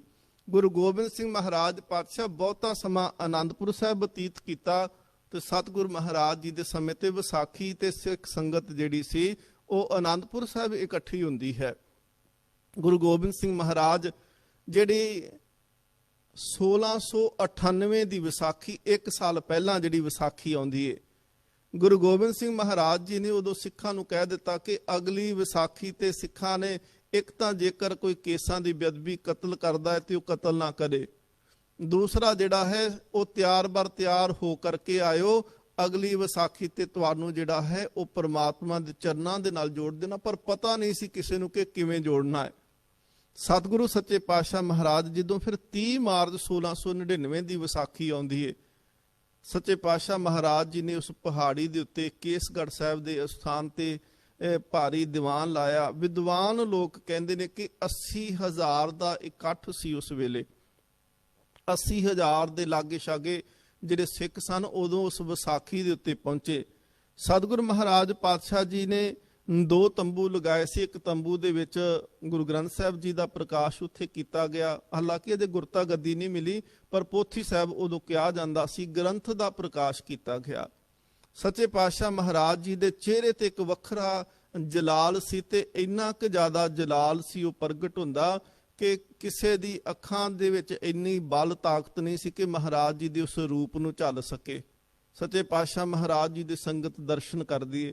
ਧੰਨ ਗੁਰੂ ਗੋਬਿੰਦ ਸਿੰਘ ਮਹਾਰਾਜ ਆਪਣੀ ਕਿਰਪਾਨ ਨੂੰ ਮਿਆਨ ਦੇ ਵਿੱਚੋਂ ਬਾਹਰ ਕੱਢ ਕੇ ਤੇ ਹਵਾ ਦੇ ਵਿੱਚ ਲਹਿਰਾ ਕੇ ਆਖਦੇ ਆ ਕਿ ਕੋਈ ਹੈ ਸਿੱਖ ਕਾ ਬੇਟਾ ਜੋ ਸੀਸ ਕਰੇ ਭੇਟਾ, ਕਿ ਹੈ ਕੋਈ ਸਿੱਖ ਦਾ ਪੁੱਤਰ ਜਿਹੜਾ ਸਾਨੂੰ ਸੀਸ ਭੇਟ ਕਰੇ। ਜਿਹੜਾ ਅੱਜ ਮਹਾਰਾਜ ਜੀ ਨੇ ਬਚਨ ਕਿਹਾ, ਦਇਆ ਕਰਨੰ ਦੁੱਖ ਹਰਨੰ, ਦਇਆ ਦਾ ਜਨਮ ਕਿੱਥੋਂ ਹੁੰਦਾ ਹੈ?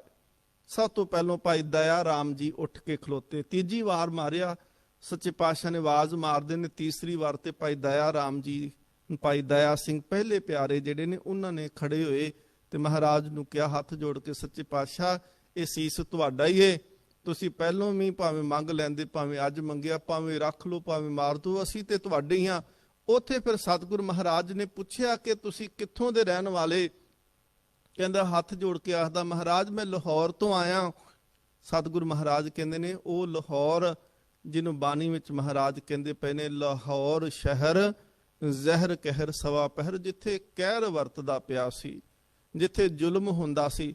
ਹੁਣ ਦੇਖੋ 2 ਵੱਖੋ ਵੱਖਰੀਆਂ ਪੈਰਲਲ ਚੀਜ਼ਾਂ ਨੇ, ਇੱਕ ਦਇਆ ਹੈ ਤੇ ਦੂਸਰੇ ਪਾਸੇ ਜਿਹੜਾ ਹੈ ਕ੍ਰੋਧ ਹੈ। ਹੁਣ ਵਿਦਵਾਨ ਤੁਲਸੀਦਾਸ ਆਖਦੇ ਨੇ, ਕਹਿੰਦੇ ਨੇ ਦਇਆ ਧਰਮ ਕੋ ਮੂਲ ਹੈ, ਪਾਪ ਮੂਲ ਅਹੰਕਾਰ। ਇੱਕ ਪਾਸੇ ਦਇਆ ਹੈ ਤੇ ਦੂਸਰੇ ਪਾਸੇ ਪਾਪ। ਦਇਆ ਜਿਹੜੀ ਹੈ ਉਹ ਧਰਮ ਦਾ ਮੂਲ ਹੈ ਤੇ ਪਾਪ ਜਿਹੜਾ ਹੈ ਉਹਦਾ ਮੂਲ ਹੰਕਾਰ ਹੈ। ਹੰਕਾਰ ਚੋਂ ਪਾਪ ਪੈਦਾ ਹੁੰਦਾ ਹੈ। ਜਿੰਨਾ ਪਾਪੀ ਹੰਕਾਰੀ ਬੰਦਾ ਹੁੰਦਾ ਹੈ ਉਹਨਾਂ ਹੋਰ ਕੋਈ ਪਾਪ ਨਹੀਂ ਕਰ ਸਕਦਾ। ਦਇਆ ਮੂਲ ਧਰਮ ਹੈ, ਪਾਪ ਮੂਲ ਅਭਿਮਾਨ। ਤੇ ਕਹਿੰਦੇ ਨੇ ਪਾਪ ਜਿਹੜਾ ਹੈ ਉਹ ਅਭਿਮਾਨ ਚੋਂ ਪੈਦਾ ਹੁੰਦਾ ਹੈ ਤੇ ਧਰਮ ਜਿਹੜਾ ਹੈ ਉਹ ਦਇਆ ਚੋਂ ਪੈਦਾ ਹੁੰਦਾ ਹੈ। ਮਹਾਰਾਜ ਕਹਿੰਦੇ ਨੇ ਦਇਆ ਜੇਕਰ ਉਥੋਂ ਚੱਲ ਕੇ ਆਈ ਜਿੱਥੇ ਪਾਪ ਵਰਤਦਾ ਸੀ, ਕਹਿਰ ਵਰਤਦਾ ਸੀ, ਸੱਚੇ ਪਾਤਸ਼ਾਹ ਮਹਾਰਾਜ ਜੀ ਨੇ ਉਹਦਾ ਸਿਰ ਲਿਆ, ਭਾਈ ਦਇਆ ਸਿੰਘ ਜੀ ਦਾ। ਦੂਸਰਾ ਜਿਹੜਾ ਸੀ, ਦੂਸਰਾ ਸੀਸ ਮਹਾਰਾਜ ਜੀ ਨੇ ਜਿਸ ਵੇਲੇ ਮੰਗਿਆ ਸੀ ਨਾ, ਤੇ ਦੂਸਰਾ ਸੀਸ ਦੇਣ ਵਾਲੇ ਸਿੱਖ ਸਨ ਭਾਈ ਧਰਮਦਾਸ ਜੀ। ਹੁਣ ਦੇਖੋ ਇਹ ਇਕੱਲੇ ਨਾਮ ਨਹੀਂ ਨੇ, ਪੰਜ ਪਿਆਰੇ ਅਸੀਂ ਕਹਿੰਦੇ ਆ ਇਕੱਲੇ ਸ਼ਾਇਦ ਨਾਮ ਹੋਣਗੇ, ਪਰ ਇਹ ਇਕੱਲੇ ਨਾਮ ਨਹੀਂ, ਇਹ ਸਿੱਖੀ ਦਾ ਸਿਧਾਂਤ ਹੈ ਤੇ ਹਰ ਇੱਕ ਸਿੱਖ ਦੇ ਅੰਦਰ ਹੋਣੇ ਚਾਹੀਦੇ ਨੇ। ਇਹ ਗੁਣ ਨੇ ਸਿੱਖਾਂ ਦੇ। ਸਿੱਖ ਦੇ ਅੰਦਰ ਦਇਆ ਹੋਣੀ ਜ਼ਰੂਰੀ ਹੈ। ਜੇ ਦਇਆ ਹੋਏਗੀ ਤੇ ਤਾਂ ਧਰਮ ਆਏਗਾ। ਜੇ ਦਇਆ ਪਹਿਲੋਂ ਆਇਆ, ਉੱਥੇ ਵੀ ਭਾਈ ਦਇਆ ਸਿੰਘ ਪਹਿਲੋਂ ਆਏ ਤੇ ਦੂਸਰੇ ਜਿਹੜੇ ਸਨ ਉਹ ਭਾਈ ਧਰਮ ਸਿੰਘ ਆਉਂਦੇ ਨੇ। ਹੁਣ ਦੇਖੋ, ਇਹ ਪ੍ਰਮਾਤਮਾ ਦੀ ਕਿਰਪਾ ਹੀ ਸੀ ਨਾ, ਸਤਿਗੁਰੂ ਮਹਾਰਾਜ ਨੇ ਚੋਣ ਵੀ ਉਹਨਾਂ ਦੀ ਕੀਤੀ ਜਿਹੜੇ ਸਿੱਖੀ ਦੇ ਗੁਣ ਬਣੇ, ਜਿਹੜੇ ਸਿੱਖੀ ਦੇ ਥੰਮ ਬਣੇ। ਸੱਚੇ ਪਾਤਸ਼ਾਹ ਮਹਾਰਾਜ ਨੇ ਉਹਨਾਂ ਦਾ ਸੀਸ ਲੈਣ ਤੋਂ ਪੁੱਛਿਆ ਸੀ, ਕਿੱਥੋਂ ਆਏ? ਕਹਿੰਦੇ ਮੈਂ ਸਤਿਗੁਰੂ ਮਹਾਰਾਜ ਦਿੱਲੀ ਹਸਤਨਾਪੁਰ ਤੋਂ ਆਇਆ।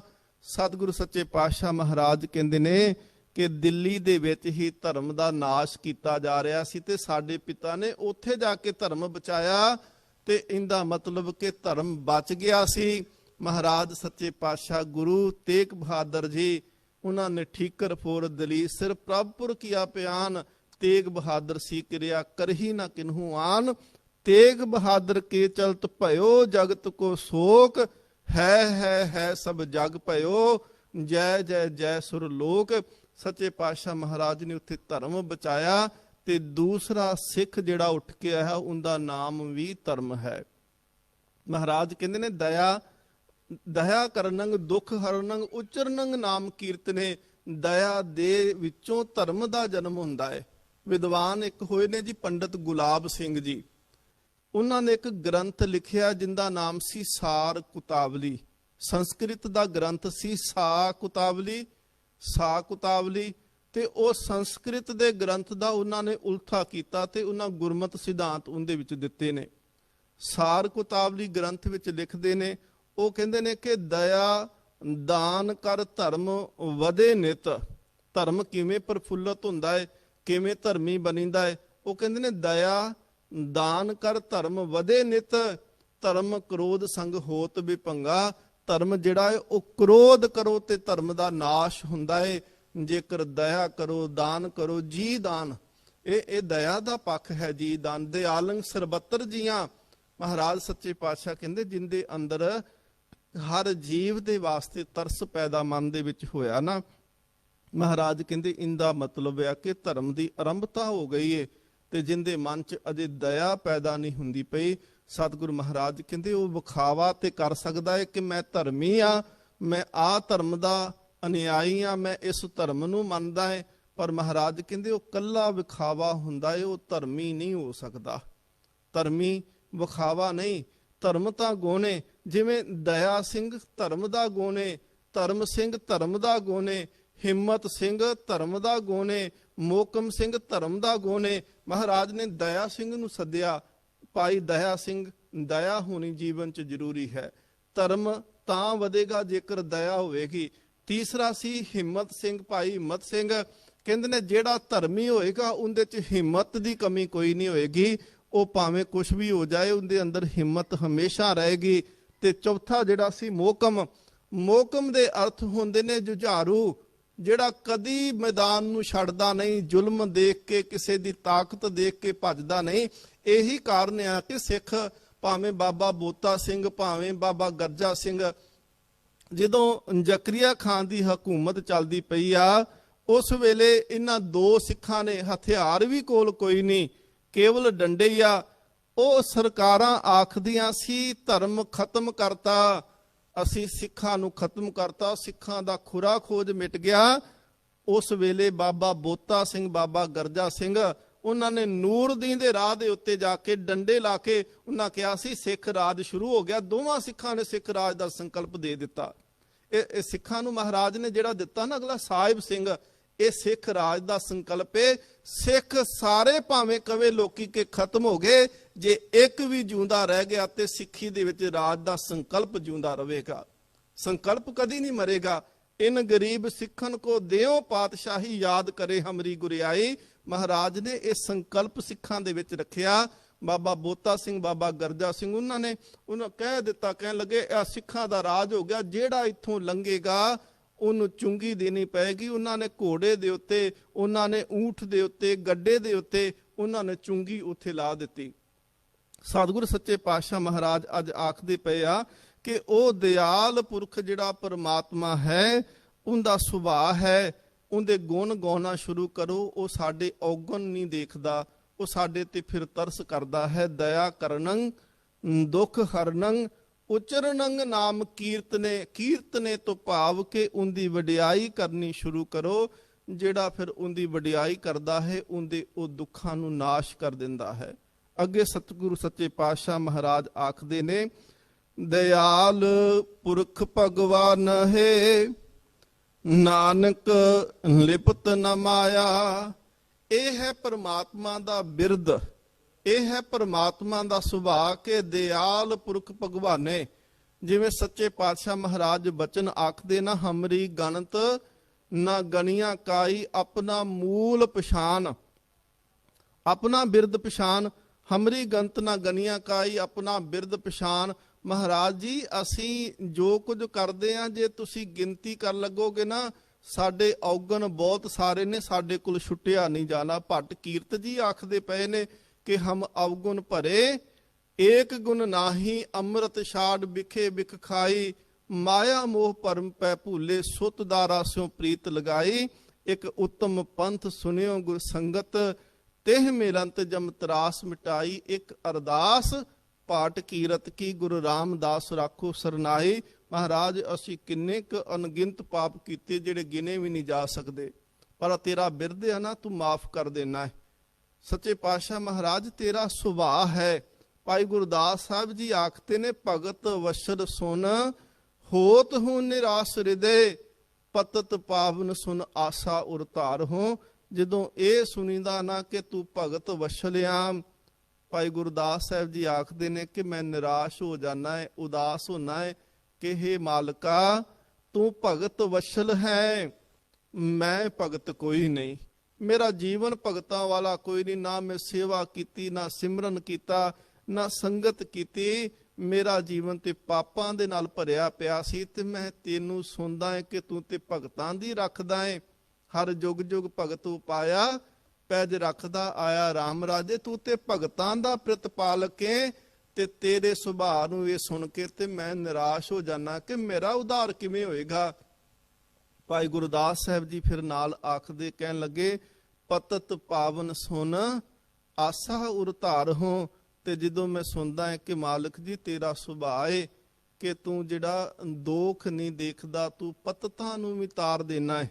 ਅਜਾਮਲ ਪਾਪੀ ਜਗ ਜਾਣੇ, ਨਿਮਖ ਮਾਹਿ ਨਿਸਤਾਰਾ।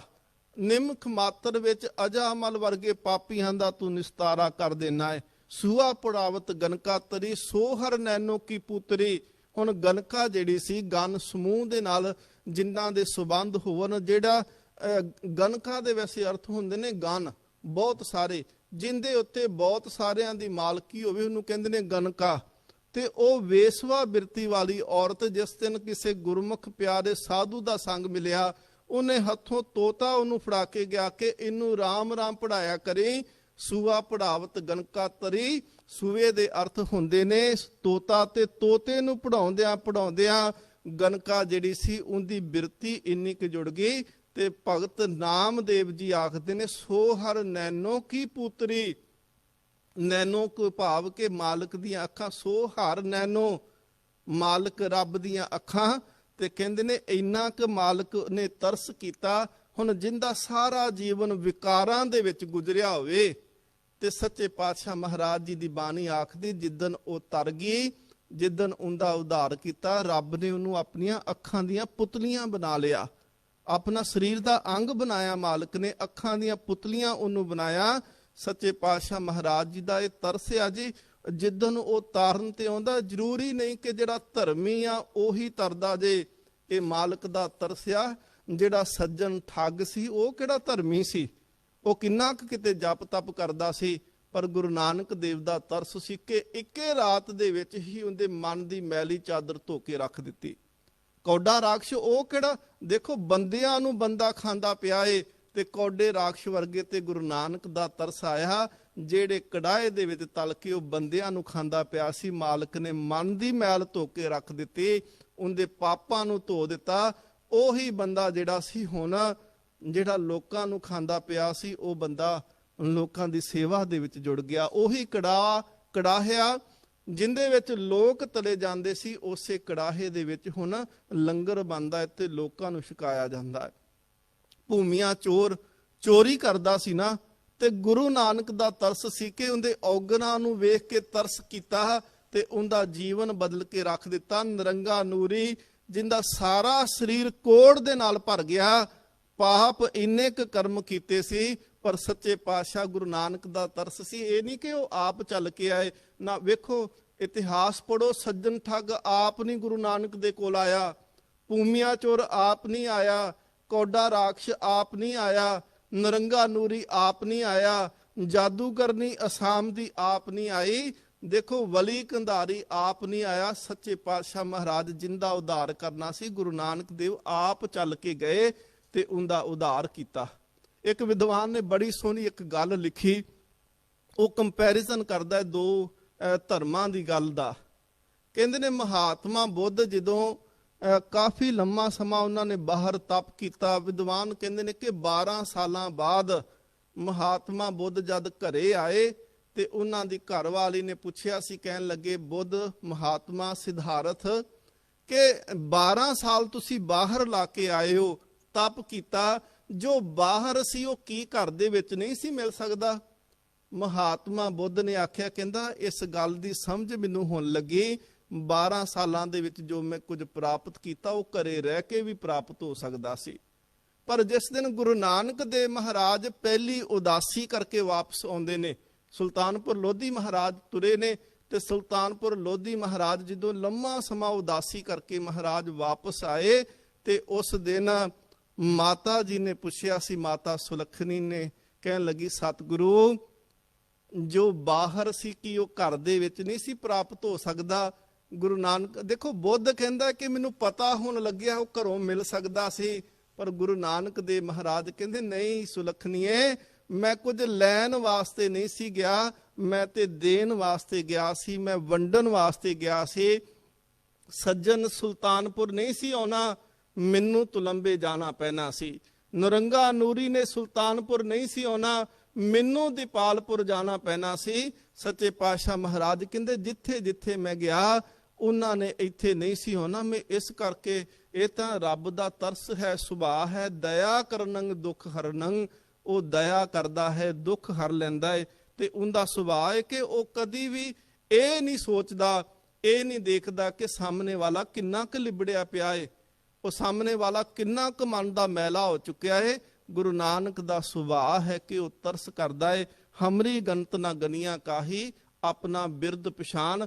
ਤੇ ਅਰਦਾਸ ਇਹੀ ਹੁੰਦੀ ਹੈ ਕਿ ਮਾਲਕ ਜੀ ਤੁਸੀਂ ਆਪਣਾ ਬਿਰਦ ਦੇਖਿਓ, ਤੁਸੀਂ ਸਾਡੇ ਔਗਣ ਵੇਖੋਗੇ ਤੇ ਫਿਰ ਅਸੀਂ ਕਿੱਦਾਂ ਤਰਾਂਗੇ। ਭਗਤ ਵਸ਼ਰ ਸੁਨ ਹੋਤ ਹੋ ਨਿਰਾਸ ਨਿਰਦੇ, ਪਤਤ ਪਾਵਨ ਸੁਨ ਆਸਾ ਉਰ ਧਾਰ ਹੋ। ਜਦੋਂ ਅਸੀਂ ਸੁਣਦੇ ਹਾਂ ਕਿ ਭਗਤਾਂ ਦੀ ਰਾਖੀ ਕਰਦਾ, ਉਦਾਸ ਹੋਈਦਾ ਏ, ਪਰ ਜਿੱਦਣ ਅਸੀਂ ਸੁਣਦੇ ਹਾਂ ਕਿ ਮਾਲਕ ਜੀ ਤੂੰ ਪਾਪੀਆਂ ਨੂੰ ਵੀ ਬਖਸ਼ ਦੇਣਾ ਏ, ਫਿਰ ਸਾਡੇ ਮਨ ਦੇ ਵਿੱਚ ਆਸ ਵੱਜ ਜਾਂਦੀ ਕਿ ਨਹੀਂ ਮਾਲਕ ਧੰਨ ਗੁਰੂ ਨਾਨਕ ਤੂੰ ਸਾਨੂੰ ਰੱਖ ਲਏਗਾ, ਸਾਡਾ ਜੀਵਨ ਬਚ ਸਕਦਾ ਹੈ ਜਿੱਦਣ ਅਸੀਂ ਗੁਰੂ ਦੀ ਸ਼ਰਨ ਵਿੱਚ ਆ ਗਏ। ਮਹਾਰਾਜ ਕਹਿੰਦੇ ਨੇ ਦਇਆਲ ਪੁਰਖ ਭਗਵਾਨ ਨੇ ਨਾਨਕ ਲਿਪਤ ਨਾ ਮਾਇਆ। ਕਹਿੰਦੇ ਉਹਦਾ ਸੁਭਾਅ ਹੈ ਭਗਵਾਨ ਦਾ, ਦਿਆਲ ਦਾ, ਕਿ ਉਹ ਮਾਇਆ ਦੇ ਵਿੱਚ ਲਿਪਤ ਨਹੀਂ ਹੁੰਦਾ। ਮਾਇਆ ਤੋਂ ਭਾਵ ਇਹ ਹੈ ਕਿ ਵਿਕਾਰ ਜਿਹੜੇ ਨੇ ਉਹਦੇ ਸਰੀਰ ਨੂੰ, ਉਹਦੇ ਮਨ ਨੂੰ ਨਹੀਂ ਲੱਗਦੇ। ਅੱਗੇ ਜਿਹੜਾ ਮਹਾਰਾਜ ਕਿਰਪਾ ਕਰਦੇ ਨੇ, ਪਾਹੇ ਬਲੰਦੜੀ ਬੁਝ ਗਈ ਰਖੰਦੜੋ ਪ੍ਰਭ ਆਪ। ਪਾਹੇ ਤੋਂ ਭਾਵ, ਪਾਹੇ ਦੇ ਅਰਥ ਹੁੰਦੇ ਨੇ ਅੱਗ। ਇੱਕ ਅੱਗ ਜਿਹੜੀ ਆ ਉਹ ਬਾਹਰੋਂ ਸਰੀਰ ਨੂੰ ਸਾੜਦੀ ਏ, ਅੱਗ ਬਾਹਰੋਂ ਕੰਮ ਕਰਦੀ ਏ। ਇੱਕ ਅੱਗ ਜਿਹੜੀ ਹੈ ਉਹ ਅੰਦਰੋਂ ਸਾੜਦੀ ਪਈ ਆ। ਤੇ ਮਹਾਰਾਜ ਕਹਿੰਦੇ ਇਹ ਇੱਕ ਅੱਗ ਜਿਹੜੀ ਅੰਦਰ ਦੀ ਆ ਨਾ, ਇਹਦੇ ਹੋਰ ਕਈ ਰੂਪ ਨੇ, ਹੰਸ, ਹੇਤ, ਲੋਭ, ਕੋਪ, ਚਾਰੇ ਨਦੀਆਂ ਅੱਗ। ਇਹ ਥੋੜੀ ਨਹੀਂ ਬਲਦੀ ਪਈ, ਇਹ 4 ਨਦੀਆਂ ਅੱਗ ਦੀਆਂ ਅੰਦਰ ਚੱਲਦੀਆਂ ਪਈਆਂ ਨੇ। ਪਰ ਜਿਹੜਾ ਪ੍ਰਮਾਤਮਾ ਦੀ ਸੰਗਤ ਕਰਦਾ ਏ, ਮਹਾਰਾਜ ਕਹਿੰਦੇ ਨੇ ਇਹ ਬਲਦੀ ਹੋਈ ਅੱਗ ਪਾਹੇ ਬਲੰਦੜੀ ਬੁਝ ਗਈ ਰਖੰਦੜੋ ਪ੍ਰਭ ਆਪ। ਕਹਿੰਦੇ ਮਾਲਕ ਨੇ ਹੁਣ ਰੱਖ ਲਿਆ ਅੰਦਰ, ਨਾ ਤੇ ਹੁਣ ਹੰਸ ਹਿੰਸਾ ਦੀ ਅੱਗ ਹੈ, ਹੰਸ ਹੇਤ ਨਾ ਮੋਹ ਦੀ ਅੱਗ ਹੈ, ਨਾ ਲੋਭ ਦੀ ਅੱਗ ਹੈ, ਨਾ ਕ੍ਰੋਧ ਦੀ ਅੱਗ ਹੈ। ਮਾਲਕ ਨੇ ਕਿਰਪਾ ਕੀਤੀ, ਇਹ ਬਲਦੀਆਂ ਹੋਈਆਂ ਅੱਗਾਂ ਅੰਦਰ ਜਿਹੜੀਆਂ ਸਨ ਇਹ ਮਾਲਕ ਨੇ ਹੁਣ ਠੰਡੀਆਂ ਕਰ ਦਿੱਤੀਆਂ। ਰਖੰਦੜੋ ਪ੍ਰਭ ਆਪ ਤੇ ਉਹਨੇ ਕਿਰਪਾ ਕਰਕੇ ਹੁਣ ਰੱਖ ਲਿਆ। ਜਿਨ ਉਪਾਈ ਮੇਦਨੀ ਨਾਨਕ ਸੋ ਪ੍ਰਭ ਜਾਪ। ਮੇਦਨੀ ਦੇ ਅਰਥ ਹੁੰਦੇ ਨੇ ਧਰਤੀ, ਤੇ ਸਤਿਗੁਰੂ ਗੁਰੂ ਅਰਜਨ ਦੇਵ ਮਹਾਰਾਜ ਕਹਿੰਦੇ ਨੇ ਜਿਨਨੇ ਇਹ ਧਰਤੀ ਬਣਾਈ ਉਸੇ ਪਰਮਾਤਮਾ ਨੂੰ ਤੂੰ ਜਪਨਾ ਕਰ। ਜਿਹੜਾ ਧਰਤੀ ਦਾ ਮਾਲਕ ਹੈ, ਜਿਹੜਾ ਖੰਡਾਂ ਬ੍ਰਹਮੰਡਾਂ ਦਾ ਮਾਲਕ ਹੈ, ਤੂੰ ਉਹਨੂੰ ਜਪਨਾ ਕਰ। ਨਾਨਕ ਸੋ ਪ੍ਰਭ ਜਾਪ। ਗੁਰੂ ਅਰਜਨ ਦੇਵ ਮਹਾਰਾਜ ਆਖਦੇ ਨੇ ਕਿ ਉਸ ਮਾਲਕ ਨੂੰ ਜਪਨਾ ਕਰ। ਪੌੜੀ ਜਾਂ ਪ੍ਰਭ ਭਏ ਦਿਆਲ ਨਾ ਵਿਆਪੈ ਮਾਇਆ। ਗੁਰੂ ਅਰਜਨ ਦੇਵ ਸੱਚੇ ਪਾਤਸ਼ਾਹ ਮਹਾਰਾਜ ਕਹਿੰਦੇ ਨੇ ਜਿੰਦੇ ਤੇ ਫਿਰ ਮਾਲਕ ਤਰਸ ਕਰਦਾ ਹੈ ਨਾ ਜੀ, ਜਿੰਦੇ ਤੇ ਮਾਲਕ ਦੀ ਦਇਆ ਹੁੰਦੀ, ਜਾ ਜਿਸ ਉੱਤੇ ਪ੍ਰਭ ਭਏ ਦਿਆਲ, ਜਿਸ ਉੱਤੇ ਪ੍ਰਭੂ ਮਾਲਕ ਵਾਹਿਗੁਰੂ ਦਿਆਲ ਹੋ ਜਾਂਦਾ ਏ। ਤੇ ਸੱਚੇ ਪਾਤਸ਼ਾਹ ਮਹਾਰਾਜ ਕਹਿੰਦੇ ਨੇ ਨਾ ਵਿਆਪੇ ਮਾਇਆ। ਫਿਰ ਉਹਨੂੰ ਜਿਹੜਾ ਹੈ, ਮਾਇਆ ਦਾ ਮਤਲਬ ਪੈਸਾ ਇਕੱਲਾ ਨਹੀਂ ਹੁੰਦਾ। ਸੱਚੇ ਪਾਤਸ਼ਾਹ ਮਹਾਰਾਜ ਦੱਸਦੇ ਨੇ ਕਿ ਮਾਇਆ ਕੀ ਹੁੰਦੀ ਏ, ਕਿ ਇਹ ਮਾਇਆ ਜਿਤ ਹਰ ਵਿਸਰੇ ਮੋਹ ਉਪਜੇ, ਭਾਵ ਦੂਜਾ ਲਾਇਆ ਮਾਇਆ ਹੁੰਦੀ ਏ ਜਦੋਂ ਰੱਬ ਭੁੱਲ ਜਾਏ। ਜੇ ਪੈਸੇ ਕਰਕੇ ਰੱਬ ਭੁੱਲ ਜਾ ਤੇ ਪੈਸਾ ਵੀ ਮਾਇਆ ਏ। ਜੇ ਘਰਵਾਲੀ ਕਰਕੇ, ਪਤੀ ਕਰਕੇ, ਪਤਨੀ ਕਰਕੇ ਰੱਬ ਭੁੱਲ ਗਿਆ ਤੇ ਪਤੀ ਪਤਨੀ ਮਾਇਆ ਨੇ। ਜੇ ਬੱਚੇ, ਪਹਿਲੋਂ ਤੇ ਬੰਦਾ ਅਰਦਾਸਾਂ ਕਰਦਾ ਮਹਾਰਾਜ ਪੁੱਤਰ ਦਿਓ, ਧੀਆਂ ਦਿਓ, ਫਿਰ ਰੱਬ ਭੁੱਲ ਗਿਆ, ਪੁੱਤਰ ਧੀ ਚੰਗੇ ਲੱਗਣ ਲੱਗ ਪਏ। ਮਹਾਰਾਜ ਕਹਿੰਦੇ ਪੁੱਤਰ ਧੀਆਂ ਮਾਇਆ ਬਣ ਗਏ। ਜੇਕਰ ਘਰ ਚੰਗਾ ਲੱਗਣ ਲੱਗ ਪਿਆ, ਰੱਬ ਭੁੱਲ ਗਿਆ, ਉਹ ਘਰ ਮਾਇਆ ਬਣ ਗਿਆ। ਪਰ ਕਈ ਐਸੇ ਗੁਰਮੁਖ ਨੇ ਕਿ ਜਿਨ੍ਹਾਂ ਨੂੰ ਪੁੱਤਰ ਮਿਲਿਆ, ਧੀ ਮਿਲੀ, ਤੇ ਰੱਬ ਹੋਰ ਚੇਤੇ ਆਇਆ ਕਿ ਸੱਚੇ ਪਾਤਸ਼ਾਹ ਤੂੰ ਦਾਤ ਦਿੱਤੀ ਹੈ। ਗੁੱਜੀ ਛੰਨੀ ਨਾਹੀ ਬਾਤ, ਗੁਰੂ ਨਾਨਕ ਤੁਠਾ ਕੀਨੀ ਦਾਤ। ਰੱਬ ਨੂੰ ਹੋਰ ਚੇਤੇ ਕੀਤਾ, ਫਿਰ ਉਹ ਪੁੱਤ ਮਾਇਆ ਨਹੀਂ ਬਣੇ, ਉਹ ਸਿਮਰਨ ਬਣ ਗਿਆ। ਜੇਕਰ ਘਰ ਦੇਖ ਕੇ ਰੱਬ ਦਾ ਸ਼ੁਕਰਾਨਾ ਆਉਂਦਾ ਕਿ ਮਾਲਕਾ ਮੈਂ ਤੇ ਝੁੱਗੀਆਂ ਝੌਂਪੜੀਆਂ 'ਚ ਰਹਿਣ ਵਾਲਾ ਸੀ, ਤੂੰ ਮੈਨੂੰ ਇੰਨੇ ਵੱਡੇ ਘਰਾਂ 'ਚ ਰੱਖ ਦਿੱਤਾ। ਰੋਜ਼ ਸ਼ੁਕਰਾਨਾ ਕੀਤਾ, ਰੋਜ਼ ਸ਼ੁਕਰ ਵਿੱਚ ਰਿਹਾ। ਉਹ ਘਰ ਮਾਇਆ ਨਹੀਂ ਹੋ ਸਕਦੀ, ਉਹ ਘਰ ਬੰਦਗੀ ਬਣ ਜਾਂਦੀ ਆ, ਉਹ ਘਰ ਰੱਬ ਦਾ ਘਰ ਬਣ ਜਾਂਦਾ ਏ। ਜੇਕਰ ਕਾਰੋਬਾਰ ਪੈਸਾ ਦੇਖ ਕੇ ਬਹੁਤ ਪੈਸਾ ਕਮਾਇਆ, ਪਰ ਪੈਸਾ ਦੇਖ ਕੇ ਕਦੀ ਮਨ ਦੇ ਵਿੱਚ ਇਹ ਨਹੀਂ ਆਇਆ ਕਿ ਮੈਂ ਪੈਸੇ ਦਾ ਮਾਲਕ, ਹੰਕਾਰ ਨਹੀਂ ਹੋਇਆ, ਸਗੋਂ ਸ਼ੁਕਰ ਕੀਤਾ ਮਾਲਕਾ ਇਹ ਤੂੰ ਦਿੱਤਾ ਤੇ ਤਾਂ ਮੇਰੇ ਕੋਲ ਹੈ। ਤੇ ਮਾਲਕ ਫਿਰ ਉਹ ਕਹਿੰਦੇ ਨੇ ਕਿ ਉਹ ਪੈਸਾ ਹੰਕਾਰ ਨਹੀਂ ਬਣਦਾ, ਮਾਇਆ ਨਹੀਂ ਬਣਦਾ। ਮਾਲਕ ਕਹਿੰਦੇ ਪਏ ਨੇ ਜਾਂ ਪ੍ਰਭ ਭਏ ਦਿਆਲ ਨਾ ਵਿਆਪੇ ਮਾਇਆ। ਜਿੰਦੇ ਤੇ ਮਾਲਕ ਦਾ ਤਰਸ ਹੁੰਦਾ ਏ, ਫਿਰ ਇਹ ਮਾਇਆ ਦੇ ਅਰਥ ਹੁੰਦੇ ਨੇ ਛਲ। ਮਾਇਆ ਦੇ ਅਰਥ ਨੇ ਕਿ ਰੱਬ ਨਾਲੋਂ ਤੋੜਨ ਦੇਣ ਵਾਲੀ ਸ਼ਕਤੀ।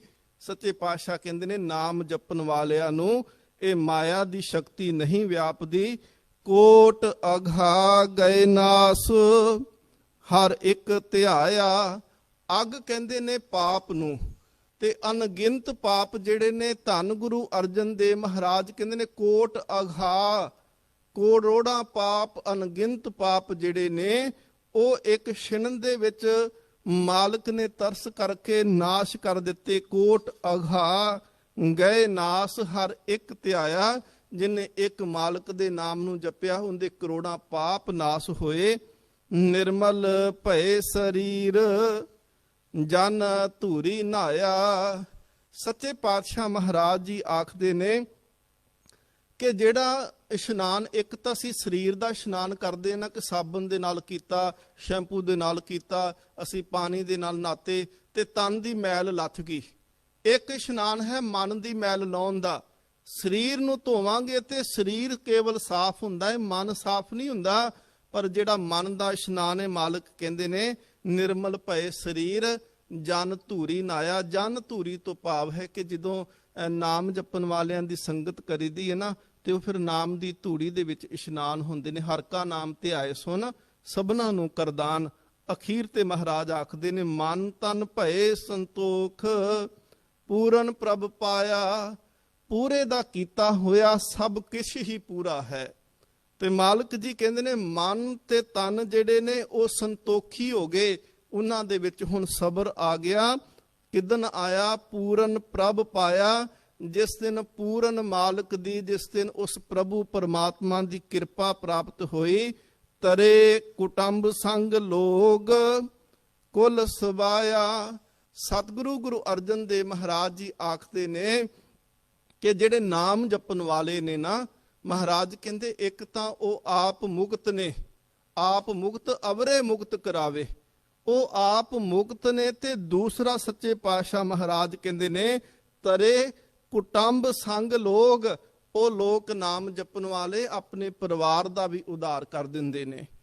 ਜਿਹੜਾ ਨਾਮ ਜਪਣ ਵਾਲਾ ਪਰਿਵਾਰ ਕਿਸੇ ਵਿੱਚ ਪੈਦਾ ਹੋਵੇ ਨਾ, ਤੇ ਉਹਦੀਆਂ ਕਹਿੰਦੇ ਨੇ 21 ਕੁੱਲਾਂ ਤਰ ਜਾਂਦੀਆਂ ਨੇ, 7 ਉਹਦੀਆਂ ਦਾਦਕਿਆਂ ਦੀਆਂ ਤਰਦੀਆਂ ਨੇ, 7 ਨਾਨਕਿਆਂ ਦੀਆਂ ਤਰਦੀਆਂ ਨੇ, ਤੇ 7 ਕੁੱਲਾਂ ਜਿਹੜੀਆਂ ਨੇ ਸਹੁਰਿਆਂ ਦੀਆਂ ਤਰ ਜਾਂਦੀਆਂ ਨੇ। 21 ਕੁੱਲਾਂ ਦਾ ਉਧਾਰ ਹੁੰਦਾ ਏ ਇੱਕ ਨਾਮ ਜਪਣ ਵਾਲੇ ਦੇ ਨਾਲ। ਇਸ ਕਰਕੇ ਮਾਲਕ ਸੱਚੇ ਪਾਤਸ਼ਾਹ ਸਾਨੂੰ ਬਾਰ-ਬਾਰ ਸਮਝਾਉਂਦੇ ਆ ਕਿ ਭਲਿਆ ਤੈਨੂੰ ਮਾਲਕ ਨੇ ਜੀਵਨ ਦਿੱਤਾ ਏ, ਤੇ ਉਸ ਜੀਵਨ ਨੂੰ ਤਾਂ ਸਫਲਾ ਤੂੰ ਕਰ ਸਕਦਾ ਏ ਜੇਕਰ ਤੂੰ ਨਾਮ ਜਪੇਂਗਾ। ਨਾਮ ਜਪਣ ਦੇ ਨਾਲ ਤੇਰਾ ਉਧਾਰ ਹੋਵੇਗਾ ਤੇ ਤੇਰੇ ਪਰਿਵਾਰ ਦਾ। ਤੇਰੇ ਇੱਥੋਂ ਤੱਕ ਮਹਾਰਾਜ ਇੱਕ ਸ਼ਬਦ ਤੁਸੀਂ ਪੜ੍ਹਦੇ ਹੋ ਜੀ, ਜਦੋਂ ਬੱਚੇ ਦਾ ਕੋਈ ਜਨਮ ਹੋਵੇ ਨਾ, ਬੱਚੇ ਦੇ ਜਨਮ ਦਿਨ ਤੇ ਖਾਸ ਕਰਕੇ ਸ਼ਬਦ ਪੜਿਆ ਜਾਂਦਾ ਹੈ, ਪੂਤਾ ਮਾਤਾ ਕੀ ਆਸੀਸ ਨਿਮਖ ਨਾ ਬਿਸਰੋ ਤੁਮਕੋ ਹਰ ਹਰ ਸਦਾ ਭਜੋ ਜਗਦੀਸ਼। ਇਹਦੇ ਵਿੱਚ ਸੱਚੇ ਪਾਤਸ਼ਾਹ ਗੁਰੂ ਅਰਜਨ ਦੇਵ ਮਹਾਰਾਜ ਸ਼ੁਰੂਆਤ ਚ ਪਹਿਲੀ ਪੰਕਤੀ ਆਖਦੇ ਨੇ, ਜਿਸ ਸਿਮਰਤ ਸਭ ਕਿਲ ਬਿਖ ਨਾਸੇ ਪਿਤਰੀ ਹੋਏ ਉਧਾਰੋ, ਕਿ ਜਿਹਨੂੰ ਯਾਦ ਕਰਨ ਦੇ ਨਾਲ ਮਹਾਰਾਜ ਕਹਿੰਦੇ ਨੇ ਕਿਲ ਬਿਖ ਪਾਪ ਲੱਥ ਜਾਂਦੇ ਨੇ। ਤੇ ਮਹਾਰਾਜ ਕਹਿੰਦੇ ਨੇ ਪਿਤਰੀ ਹੋਏ ਉਧਾਰੋ। ਇਹ ਨਾ ਸੋਚੀ ਕਿ ਨਾਮ ਇੰਨਾ ਕੁ ਛੋਟਾ ਸ਼ਾਇਦ ਤੇਰਾ ਇਕੱਲੇ ਦਾ ਸਵਾਰੇਗਾ। ਮਹਾਰਾਜ ਕਹਿੰਦੇ ਨਾਮ ਇੰਨਾ ਬੇਅੰਤ ਆ ਕਿ ਤੇਰੇ ਪਾਪ ਤਾਂ ਲੱਥ ਜਾਣਗੇ, ਜੇਕਰ ਤੇਰੇ ਵੱਡੇ ਵਡੇਰਿਆਂ ਨੇ ਪਾਪ ਕਰਕੇ ਨਰਕਾਂ ਦੀ ਅੱਗ ਵਿੱਚ ਸੜਦੇ ਪਏ ਨੇ, ਗੁਰੂ ਕਿਰਪਾ ਕਰਕੇ ਉਹਨਾਂ ਨੂੰ ਨਰਕਾਂ ਦੀ ਅੱਗ ਦੇ ਵਿੱਚੋਂ ਵੀ ਕੱਢ ਦਿੰਦਾ ਹੈ। ਸੋ ਸੱਚੇ ਪਾਤਸ਼ਾਹ ਮਹਾਰਾਜ ਬਖਸ਼ਿਸ਼ ਰਹਿਮਤ ਕਰਨ ਕਿ ਗੁਰੂ ਦੇ ਚਰਨਾਂ ਵਿੱਚ ਅਰਦਾਸ ਕਰੋ। ਸੱਚੇ ਪਾਤਸ਼ਾਹ ਮਹਾਰਾਜ ਕਾਮ ਕ੍ਰੋਧ ਲੋਭ ਝੂਠ ਨਿੰਦਾ ਇਨਤੇ ਆਪ ਛਡਾਵੋ, ਇਹ ਪੀਤਰ ਤੋਂ ਇਨਕੋ ਡਾਰੋ, ਇਹ ਪੀਤਰ ਤੇ ਇਨਕੋ ਡਾਰੋ, ਆਪਨ ਨਿਕਟ ਬੁਲਾਵੋ। ਗੁਰੂ ਕਿਰਪਾ ਕਰੇ ਕਿ ਵਿਕਾਰ ਸਾਡੇ ਮਨਾਂ ਵਿੱਚੋਂ ਚਲੇ ਜਾਣ, ਹੰਕਾਰ ਦਾ ਨਾਸ਼ ਹੋ ਜਾਏ ਤੇ ਮਨ ਦੇ ਵਿੱਚ ਪਰਮਾਤਮਾ ਦੀ ਬੰਦਗੀ ਨਾਮ ਸਿਮਰਨ ਟਿਕ ਜਾਏ। ਜੀਵਨ ਬੜਾ, ਚਲੋ ਤੁਹਾਡਾ ਬਹੁਤ ਵਿਅਸਤ ਤੁਸੀਂ ਰਹਿੰਦੇ ਹੋ, ਇੰਨਾ ਬਿਜ਼ੀ ਲਾਈਫ ਹੈ ਤੁਹਾਡੀ, ਪਰ ਇੱਕ ਕੰਮ ਜ਼ਰੂਰ ਕਰਿਆ ਕਰੋ, ਜਦੋਂ ਸਮਾਂ ਮਿਲਦਾ ਹੈ ਨਾ, ਇੱਕ ਤਾਂ ਬਾਣੀ ਜ਼ਰੂਰ ਪੜੋ, ਸਹਿਜ ਪਾਠ ਕਰ ਸਕਦੇ ਹੋ ਤੇ ਹੋਰ ਸਭ ਤੋਂ ਵਧੀਆ। ਤੇ ਜਦੋਂ ਤੁਸੀਂ ਜਾਂਦੇ ਹੋ ਕੰਮ ਤੇ, ਪੈਦਲ ਜਾਂਦੇ ਹੋ, ਬੱਸ ਤੇ ਜਾਂਦੇ ਹੋ, ਉਹਨਾਂ ਸਮਾਂ ਜਿਹੜਾ ਹੈ ਉਹ ਵਾਹਿਗੁਰੂ ਵਾਹਿਗੁਰੂ ਕਰਕੇ ਬਤੀਤ ਕਰ ਲਿਆ ਕਰੋ। ਥੋੜੇ ਬੂੰਦ ਬੂੰਦ ਨਾਲ ਕਹਿੰਦੇ ਨਾ ਸਾਗਰ ਬਣ ਜਾਂਦਾ ਹੈ। ਇਹੀ ਹੈ ਕਿ ਮਾਲਕ ਸੱਚੇ ਪਾਤਸ਼ਾਹ ਆਖਦੇ ਨੇ ਕਿ ਊਠਤ ਬੈਠਤ ਹਰ ਹਰ ਧਿਆਈਏ, ਮਾਰਗ ਚਲਤ ਹਰੇ ਹਰ ਗਾਈਏ। ਇੱਕ ਇੱਕ ਪੈਰ, ਵਿਦਵਾਨ ਕਹਿੰਦੇ ਇੱਕ ਪੈਰ ਪੁੱਟੋ ਨਾ, ਇੱਕ ਲਾਂਗ ਪੁੱਟੋ ਵਾਹੇ ਕਹੋ, ਦੂਜਾ ਪੁੱਟੋ ਤੇ ਗੁਰੂ ਕਹੋ। ਐਦਾਂ ਵਾਹਿਗੁਰੂ ਵਾਹਿਗੁਰੂ ਕਰਦਿਆਂ ਕਹਿੰਦੇ ਇੰਨਾ ਕੁ ਤੁਸੀਂ ਨਾਮ ਧਨ ਇਕੱਠਾ ਕਰ ਲਓਗੇ, ਜਿੱਦਣ ਮਾਲਕ ਦੇ ਦਰ ਦੇ ਉੱਤੇ ਜਾਓਗੇ ਤੇ ਉਹ ਫਿਰ ਖੁਸ਼ ਹੋਏਗਾ ਕਿ ਮੇਰਾ ਪੁੱਤ ਆਇਆ, ਮੇਰੀ ਧੀ ਆਈ ਤੇ ਜੀਵਨ ਸਫਲਾ ਕਰਕੇ ਆਏ।